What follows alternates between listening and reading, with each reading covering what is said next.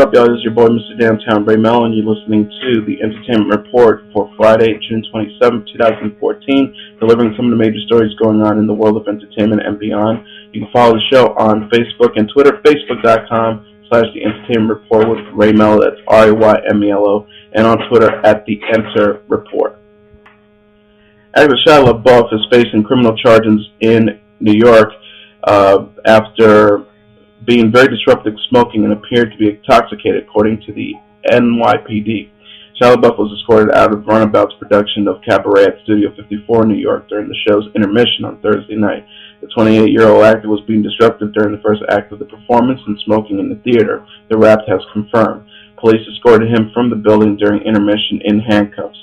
Currently being held at the Midtown North Police Station, LaBeouf has been charged with criminal trespass and disorderly conduct. A spokesperson for the NYPD told the Wrap that LaBeouf was, quote, acting disorderly, smoking, and appearing to be intoxicated inside the theater. The representatives for LaBeouf did not immediately respond to the Wrap's request for comment. Tony-nominated star Benji Pasek commented on the incident, noting that he saw LaBeouf in tears as he was being escorted by 6 police officers. But, according to TMZ, a witness said that Shia LaBeouf went ballistic when confronted by security during the show Thursday night, hurling curse words and screaming everyone's favorite Hollywood phrase, "Do you know who the F I am?" According to the criminal complaint, LaBeouf stood up in the middle of Cabaret and yelling loudly at the actors on stage during disrupting the performance. When security confronted LaBeouf in an effort to remove him from the theater, he screamed, "F you, this is effing bullshit. Do you know my life? Do you know who the F I am? Do you know who I am?" According to the complainant, once he was brought into the station for processing, LaBeouf spit at a police officer, landing at the officer's feet. Hours before he got arrested, LaBeouf got arrested. He argued with a homeless guy on the streets of New York over a hat. According to an eyewitness, a few hours before his arrest, Shia confronted a homeless guy on the street, and it appeared to the witness as if Shia thought that the hat was his and Shia was trying to get it back. TMZ has revealed photos. Shia is chasing after the homeless guy as he runs around holding the hat. The eyewitness told TMZ Shia was acting as if he knew the guy, but Shia seemed whacked out and was making no sense. The witness claimed Shia kept saying, "It's me, Shia." Sources tell the Wrap that Sherry Shepherd and Jenny McCarthy will serve out their contracts as the host of The View until August. Sherry Shepherd left The View after declining ABC's final offer in contract negotiations, but the network decided not to pursue another season with Jenny McCarthy, an individual familiar with the situation told the Wrap. They said 2 sources said Shepherd was in negotiations to return to the show, but decided not to accept the network's terms. After Shepherd announced her exit Thursday, McCarthy intimated on Twitter that she was quitting in solidarity. In fact, ABC had already opted not to renew her contract for another season, one of the people told the Wrap. The other source said that the person was in the best position to know. The View is on a break until July 7th, but both panelists are expected to be at the table when the episode airs and to stay with the show through the remainder of the season, which ends in early August. The View will return September 15th with only Whoopi Goldberg remaining, and she's leading the panel. Representatives for the 2 women did not immediately respond to requests for comment Friday. Barbara Walters, who just retired from the show, is not expected to return to smooth the transition. She will occasionally appear, as she did on Friday's episode, which was taped Wednesday. The Friday appearance was to promote her 2020 interview with the father of the UC Santa Barbara shooter. Shepherd and McCarthy's exit, coupled with Walters' retirement last month, has spurred speculations that longtime executive producer Bill Getty may depart as well. But the sources told the Wrap that he's expected to remain for at least one more season. Walters praised Getty in her pre-tape appearance Friday, calling him wonderful. The View dismantling began with Shepherd's announcement Thursday that she would move on. McCarthy piggybacked on the news by saying on Twitter, "If Sherry goes, I go too. #sisters. That was accurate apparently, except for the if. ABC opting not to renew her contract meant she was gone with or without Shepherd. Compared to last season, The View is down 4% this season in women 18 through 49, averaging 530,000 viewers in the demographic. It is down 1% in total viewers to 3.121 million viewers. Amy Adams made one American Soldier's flight to LA much nicer. Before her plane from Detroit took off, the Oscar-nominated actress who was booked for a first-class seat noticed a man in uniform at the gate. She then privately asked to switch seats with the soldier who had been ticketed for coach.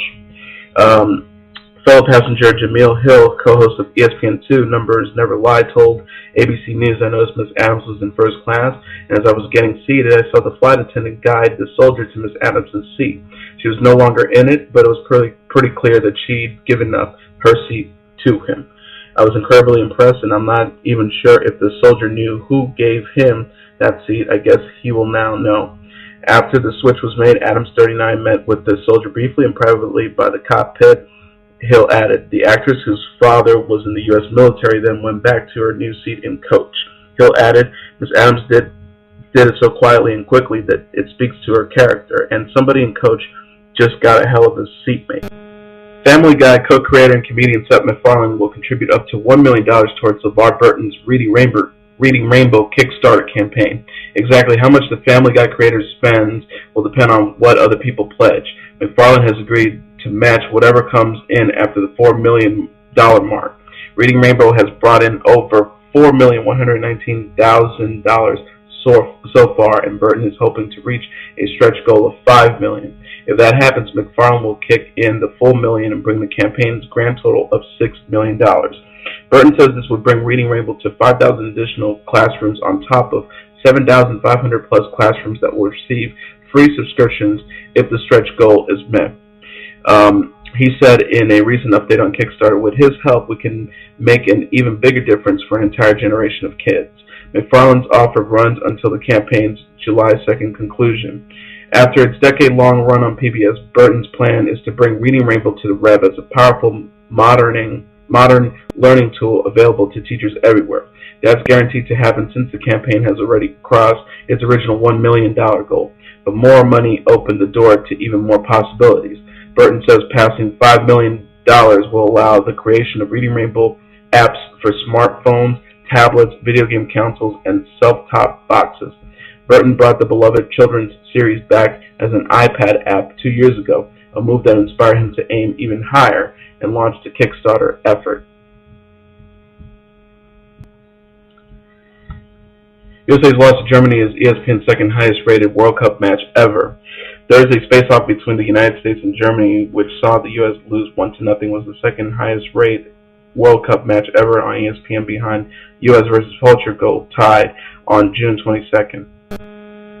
USA's loss to Germany is ESPN's second highest rated World Cup match ever. Thursday's face-off between the United States and Germany, which saw the U.S. lose 1-0, was the second highest rated World Cup match ever on ESPN, behind the U.S. versus Portugal, tied on June 22nd. The match averaged a 6.7 household rating for ESPN for the United States.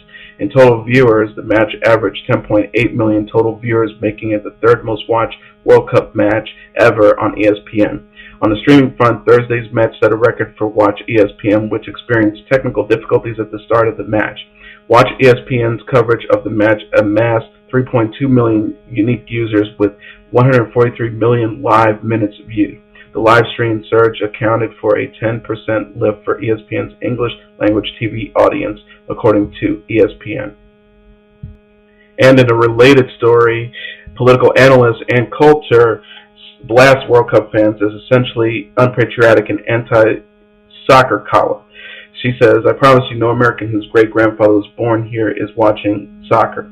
The U.S. just advanced to the next round of the World Cup, but Ann Coulter is unimpressed with soccer." In a column for her website titled "America's Favorite National Pastime, Hating Soccer," she argues that the internationally beloved sport is inherently antithetical to her country's system of values. The conservative pundit compiled a list of reasons why hating the internationally beloved sport is not only a national reaction to the frequent low scores, but also emblematic of liberal values she abhors. She writes, "Individual achievements is not a big factor in soccer. In a real sport, players fumble passes, throw bricks, and drop fly balls, all in a crowd," Coulter says.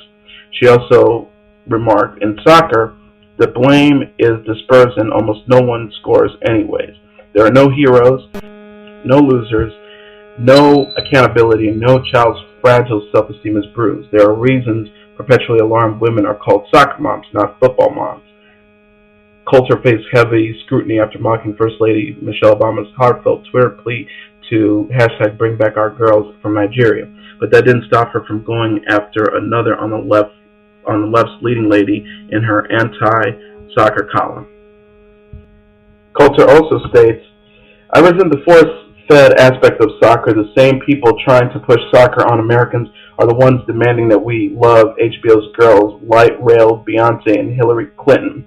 The number of New York Times articles claiming soccer is catching on is exceedingly only by the ones pretending women basketball is fascinated. End quote.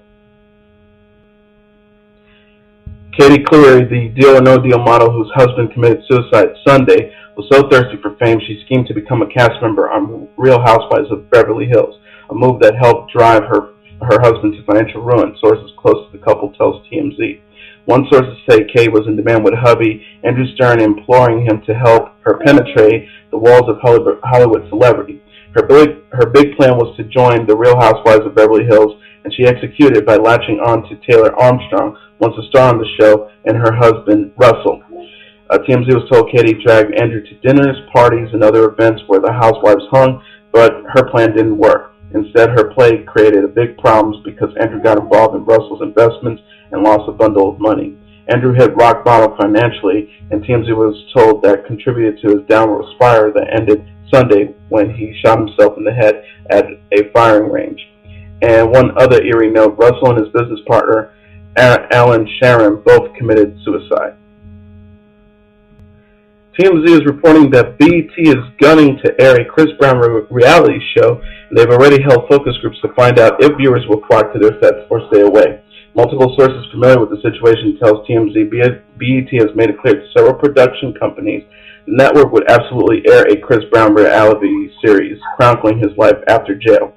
They're also told several production companies are angling to sign Chris, but so far that hasn't happened. If it does, we're told the show will get on the air. A focus group was held Tuesday in the San Fernando Valley, asking participants if they watch a reality show in which Chris tries to stay on the straight and narrow, free from violence and drugs. The group, comprised entirely of African American females, was split, but the majority said they'd watch to see if Chris would screw up. And that is your entertainment report for Friday, June 27, 2014.